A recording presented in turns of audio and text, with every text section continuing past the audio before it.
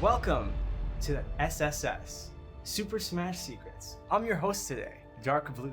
And you're probably wondering, who the hell is this guy in a suit?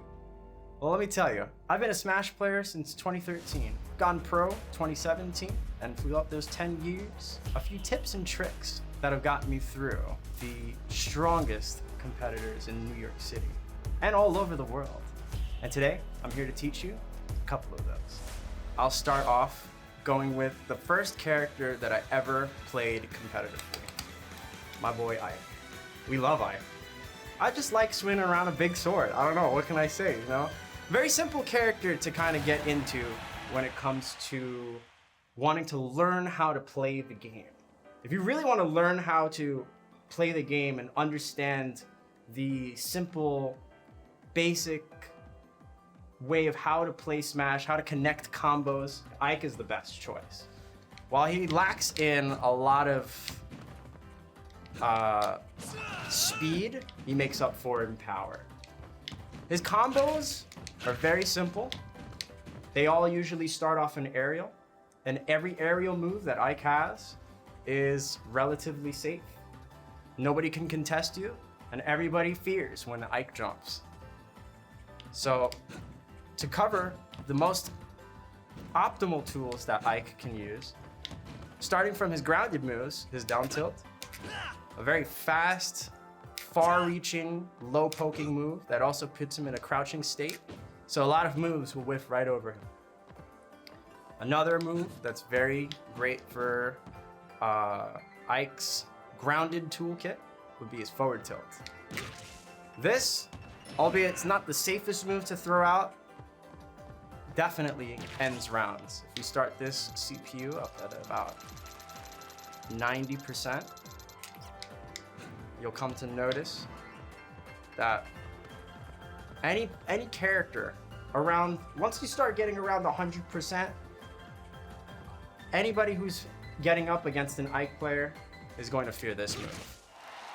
And wow, look at that. Now we'll go over a couple of aerial moves that Ike players love to use. Number one, your neutral air. Check this move out. Starting from the earliest percents onward, Ike can combo his neutral air into another neutral air and even extend it onto the platform. The closer depends on the move, or rather what percent you hit with the nair. Your kill confirm can be either a nair into an up air, a nair into a back air, or a nair into a down air. But it all depends on where you are on the stage. So nair into use your imagination. Hey, check this one out. If you want to use your imagination. Oh, wow. Look how small this character is. Look at that. You know, I'm always still very surprised at how fast that kills. So on a GameCube controller or any controller that you use, Pro, Joy-Cons, sideways Joy-Cons, you know, whatever preference, you have your A, B, X, Y as your standard. Your A button will be your standard button for standard attacks. These will also be for aerial attacks as well. Your B button will be your special moves. Each character, except for Echo Fighters, a few Echo Fighters have different moves, depending on what where they're from. These special moves are moves that are taken from their game. This is their core essence of who they are as a character. Then you got your Z buttons. You can, if you're in a Pro controller or in your Joy-Con, this would be ZR and ZL. This is your grab move. Grabs can lead into 4 directions, and as well as a pummel.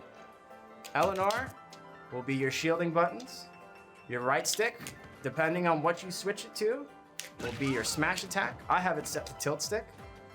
Your D-pads, D-pad left, right, up, down, these are all taunts. And they're all cancelable, which is nice in this game. Thanks, Sakurai. As well as your left stick, which is what you use to move around. Up is to jump by default, but a lot of people like to turn that off because I find it personally inconvenient. And then you have X and Y, which are default set to jump. So I have my Y set to special. And, well, I have a couple of little funny mods here. See, I have the A button cut in half, so I can jump and press the special button at the same time. But that's just the way I play. Maybe you have a different preference. Maybe you'll cut your A button another way, or you'll cut your other buttons in another way, you know? So in this game, depending on where you're facing, you got 4 different directions, up, down, left, right, and when you're in the air, you have access to a backwards aerial move. If you're on the ground, there's no back tilt, unless you're playing certain characters, but that's for a different story. You guys wanna hear a secret? You guys wanna see some secrets? Let's see some secrets. My favorite secret with Ike is, the most consistent for me is the down tilt into backwards aerial. So this is a pretty advanced combo, but it's still a secret nonetheless. And it's still very hard to apply. Even I have trouble playing Ike and getting this consistently. And I've been playing this character for almost over a decade. Down tilt would be holding down, pressing the A button, or if you have your C stick or your right stick set to tilt, you'll be doing a down tilt followed by a reverse aerial rush back air. So what's a reverse aerial rush? Very simply put, when you jump, you immediately snap back the moment before you jump, snap back the moment right before you jump, and then hold forward.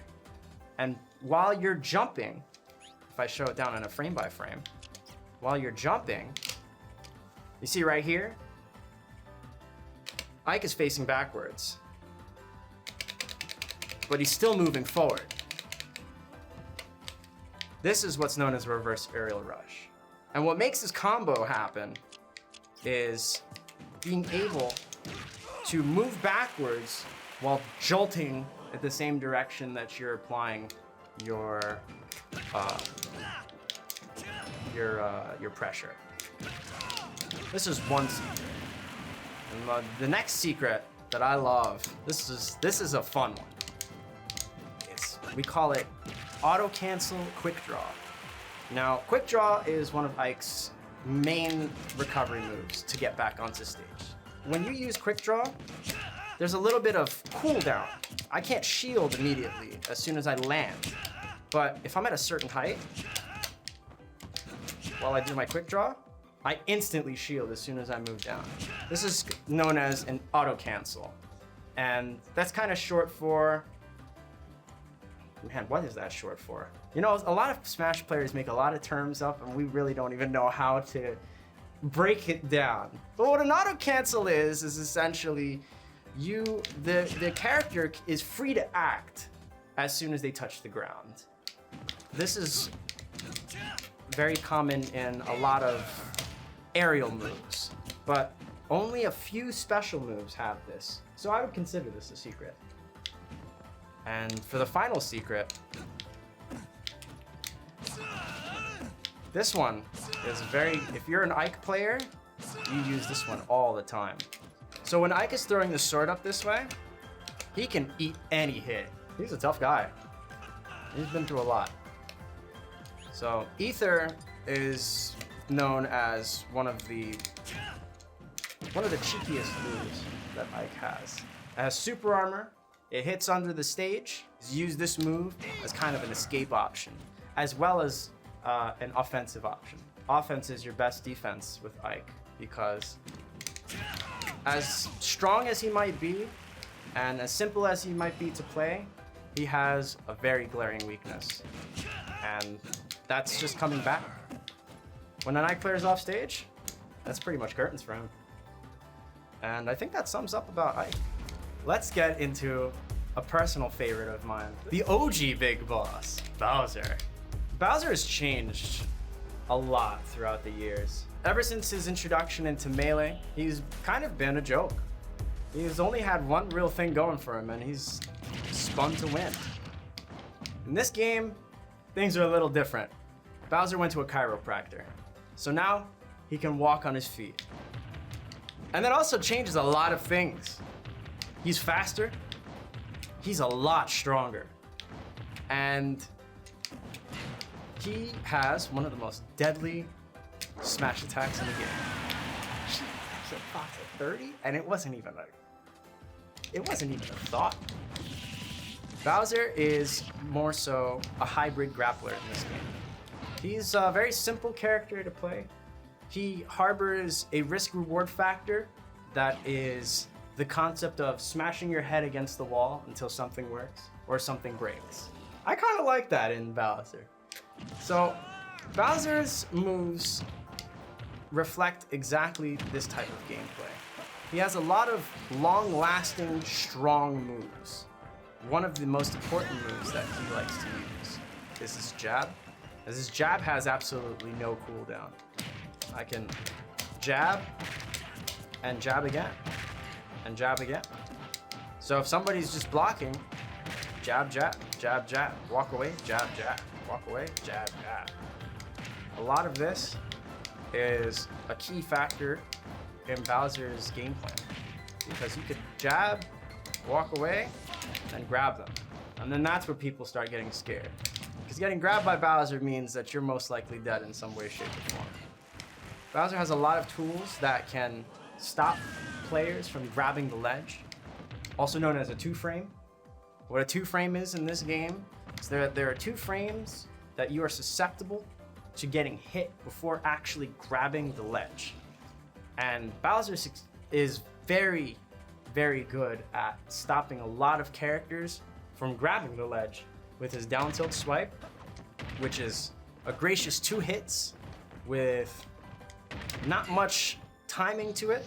So I can kind of just throw this out there, and eventually I'll get my stop. And if I really want to, if I were confident, a little more confident, you use forward tilt, which is much stronger than down tilt. All of Bowser's moves are either a swipe, a swing, a punch, or a kick. Most of his kick moves are where a lot of his strength lies in. Now, let's go into some secrets. This is my favorite one. The Bowser Bomb is something that is taken from Super Mario Bros. 3. And in this game, they changed it not only into a strong killing move and an instant shield break, it also grabs the ledge, and it's a meteor smash effect, which means that you'll go straight down at a specific part of the move. My favorite thing to do with Bowser is position myself in a way, and I can actually just kind of run up. Just, if you mess this up, it will cost you your stock. But if you do it properly,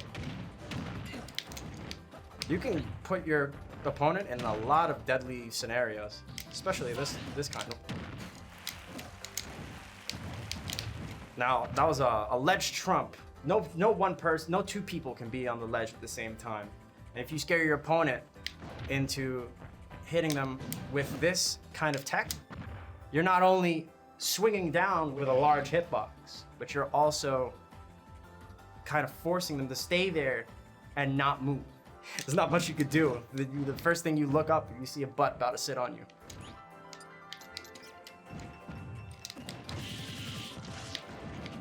Normally, a lot of players like to go for the up throw into forward air. If you want to get a lot of damage out of Bowser, start with an up throw into neutral air. Now, at certain percents, that's just a true combo. But you got to make sure you hit the sweet spot. This is one of those hard secrets. Oh man, look at that. That's 21 damage off of a neutral air instead of 13 from 1. And if you get all 5 hits, just get 55. Another small, I wouldn't say a secret, but a little tip is that, you see this move? It's not as small as you think it is. That reached behind him. And I'll still reach behind him. It's a very unexpected move. So if you're trying to hit your opponent from behind, this is a little small move that you can use to kind of make that happen. Bowser Bomb is his down special move. So what you would do is a very easy one. Position yourself. What I'd like to do here in order to get this secret going is I'd like to crouch in front of this lip. And if I see his hand there, then that means I did it properly. So if I see his hand on the lip, then I did it right.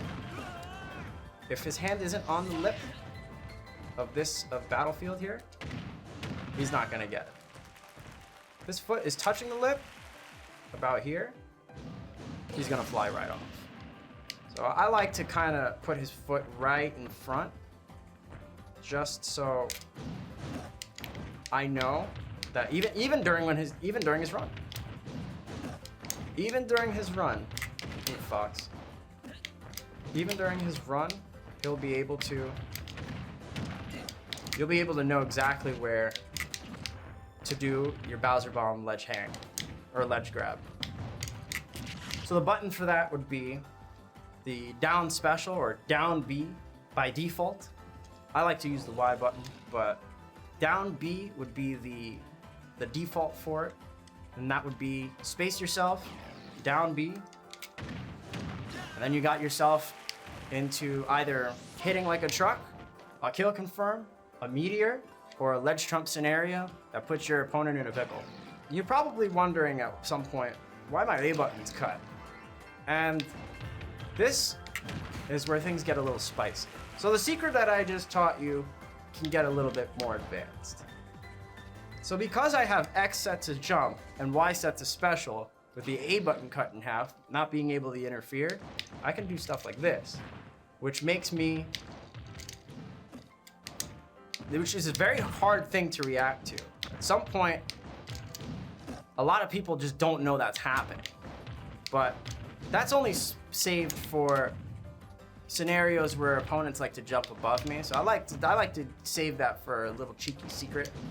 Sometimes if opponents like to jump over and kind of time against the grounded version, I like to jump cancel it and jump and descend as fast as possible. But you're losing out on the first grounded hitbox that he has, where he tosses his horn up to make it into a combo. But hey, you know, whatever you got to do to win. And I think that sums up Bowser. So let's jump in a versus mode with a friend and see how we play. All right, we got our friend here from the studio, Clay. He's gonna be playing some Bowser. I'm gonna be playing some Ike. I'm gonna be showcasing a couple of the tips and tricks in a live match. All right, you ready to start? Let's do it. All right, let's start. Go ahead and press that A button. Let's get ready. Not just dying accidentally, because I'm playing Ike.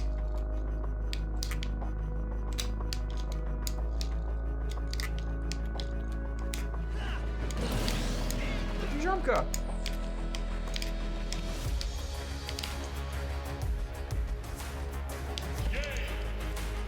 You want to rerun that one? So far the moves that you were using were pretty on point.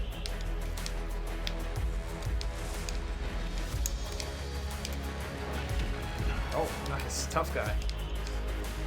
Oh.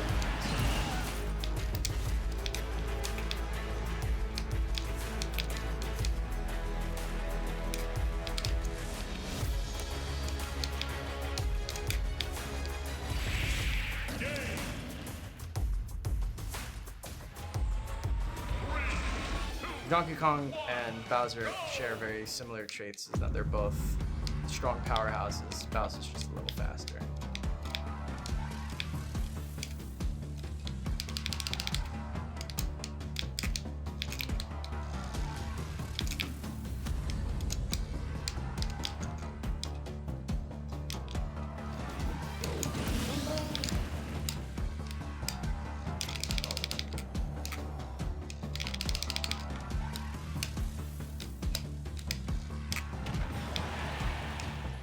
Give yourself time to move around.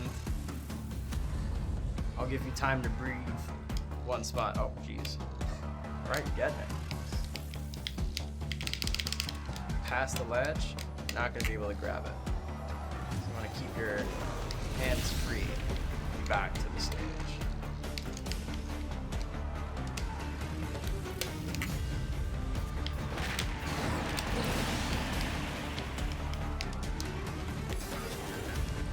fall any further.